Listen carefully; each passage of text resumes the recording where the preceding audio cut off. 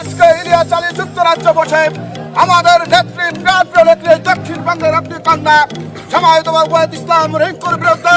আসসালামু আলাইকুম রহমতুল্লাহ। প্রিয় দর্শক, গত কয়েকটা ভিডিওতে সাংবাদিক ইলিয়াস হোসেন ভাই বাংলাদেশের যারা রয়ের এজেন্ট আছে এবং আওয়ামী লীগের এমপি মন্ত্রী সহ গুরুত্বপূর্ণ ব্যক্তিবর্গদেরকে বাসার মধ্যে রেখে দীর্ঘদিন ধরে তাদেরকে খাওয়ায় পড়ায় বিদেশে পালন করতে সহযোগিতা করার জন্য জামাত ইসলামের একজন নেতা আবু তাহেরকে দোষারোপ করেছিল। বিশেষ করে নাইমুল ইসলাম খান নামের একজন সাংবাদিক ছিল বাংলাদেশে আওয়ামী লীগের চাটুকার দালাল এবং প্রধানমন্ত্রীর পেশ সচিব হয়েছিলেন লাস্টে।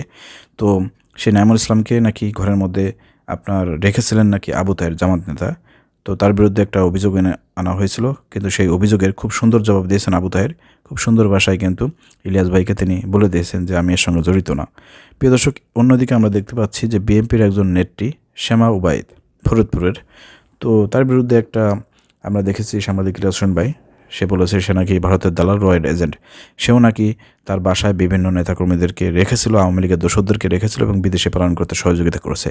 তো সাংবাদিক ইলিয়াস হোসেন ভাই যখন শ্যামা ওবায়েদের বিরুদ্ধে কথা বলেছে এবং শ্যামা ওবায়েদের যত ফরিদপুরের লোকজন আছে, তার স্থানীয় যেসব নেতাকর্মী আছে, তারা কিন্তু ইলিয়াস ভাইয়ের বিরুদ্ধে ঝাড়ু মিছিল করেছে এবং অনেক কথাবার্তা বলেছে উচ্চবাচ্য, এবং বিভিন্ন সময় দেখা গেছে শ্যামা ওবায়েদও ইলিয়াসের বিষয়ে অনেক মন্তব্য করেছে। পরবর্তীকালে প্রিয় দর্শক, সাংবাদিক ইলিয়াস হোসেন ভাই শ্যামা ওবায়েদের দুটা গোপন ভিডিওর দুটা স্ক্রিনশট, দুটা পিকচার তিনি ভাইরাল করেছেন এবং সেখানে বলেছেন যদি আপনারা বেশি বাড়াবাড়ি করেন, এবং শ্যামা ওবায়েদের লোকজন নাকি ফরিদপুরে তারা অনেক উচ্চবাচ্য করতেছে, সাংবাদিক ইলিয়াসের বিরুদ্ধে নাকি ঝাড়ু মিছিল করতেছে, তো বেশি বাড়াবাড়ি করলে পরে শ্যামা ওবায়েদের যে গোপন ভিডিও আছে আমাদের কাছে সেটা কিন্তু নেটে ছেড়ে দেবো, আর সেটা যদি নেটে ছেড়ে দিই তাহলে শ্যামা ওবায়েদ তার মুখ দেখাইতে পারবে না। তো এই ধরনের সতর্কবার্তা কিন্তু ইতিমধ্যে সাংবাদিক ইলিয়াস হোসেন ভাই করেছেন।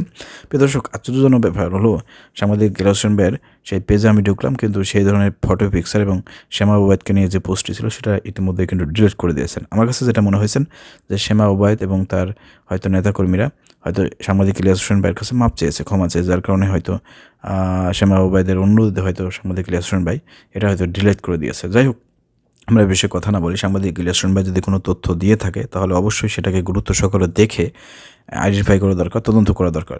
সেটা যে কোনো দলের হতে পারে, জামাত ইসলামের হতে পারে এবং বিএনপিরও হতে পারে। তো যে কোনো নেতাকর্মীর বিরুদ্ধে যদি সাংবাদিক ইলিয়াস হোসেন ভাই কোনো ইনফরমেশন দেয়, কোনো তথ্য দেয়, কোনো অভিযোগ আনে, অবশ্যই সেটা খতিয়ে দেখা দরকার।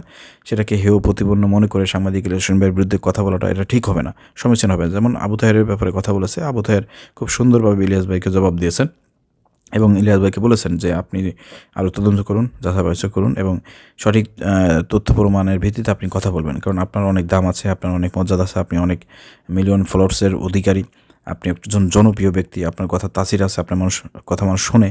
অতএব আপনি ভালো ভালো কাজ করেছেন, তার স্বীকৃতি দিয়েছেন জামাত নেতা আবু তাহের, এবং বলেছেন যে আপনি যদি খুঁজে না পান, আমাকে যদি নির্দোষ মনে হয় তাহলে আপনি অবশ্যই ভিডিওতে বলে দেবেন যে হ্যাঁ আমি তার বিরুদ্ধে কথা বলেছি, এটা ভুল হয়েছে, এটা মিথ্যা ছিল। তাহলে আবু তাহেরের যে এমএসটা ছিল, ক্লিন এমএসটা, সেটা কিন্তু আবার ফুটে উঠবে, নাহলে কিন্তু মানুষ নেগেটিভ মনে করবে। তো দেখেন, একজন আবু তাহের সে কিন্তু খুব সুন্দরভাবে ইলিয়াস ভাইকে বুঝিয়ে দিয়েছে ভিডিও বার্তার মাধ্যমে, কিন্তু শ্যামা ওবায়েদ সে কী করেছে, সে তার লোকজনকে খেপিয়ে দিয়েছে, সাংবাদিক ইলিয়াসের বিরুদ্ধে কথা বলে আনতান করে। তো দেখেন, সাংবাদিক ইলিয়াস ভাইকে কিন্তু চুপ করাই দিয়েছে। একবার শ্যামা ওবায়েদের গোপন ভিডিও কিন্তু স্ক্রিনশট দিয়ে কিন্তু দুইটা পিকচার ভাইরাল করে বুঝাই দিয়েছে, তাদেরকেও চুপ করাই দিয়েছে। পরবর্তীকালে কী করছে, শ্যামা ওবায়েদ হয়তো মাপ চাইছে, ক্ষমা চাইছে, ভাই আর কিছু করেন না, আমি শান্ত করে দেবানি লোকদেরকে, এভাবে হয়তো তাকে থামাই দিয়ে তার ফটো পিকচার, তার পোস্টার ডিলিট করাইছে।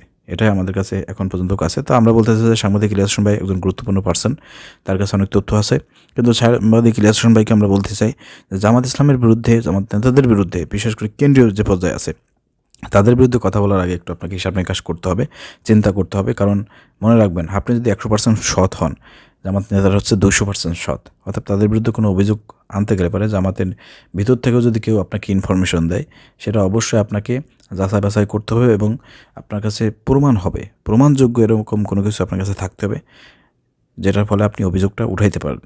যদি আপনি এরকমের ভুল করতে থাকেন অথবা প্রমাণিত না হয়, কারো কথা শুনে যদি আপনি এই ধরনের মন্তব্য করে থাকেন, কোনো ব্যক্তির মানসম্মান হানি করে থাকেন, তাহলে কিন্তু এটা মানুষ খারাপভাবে নেবে আপনাকে, ঠিক আছে? তো এই দিকে আপনাকেও সতর্ক রাখতে হবে। প্রিয় দর্শক, এই ভিডিওটা শেয়ার করে সবাইকে দেখার সুযোগ করে দিন। আসসালামু আলাইকুম রহমতুল্লাহ।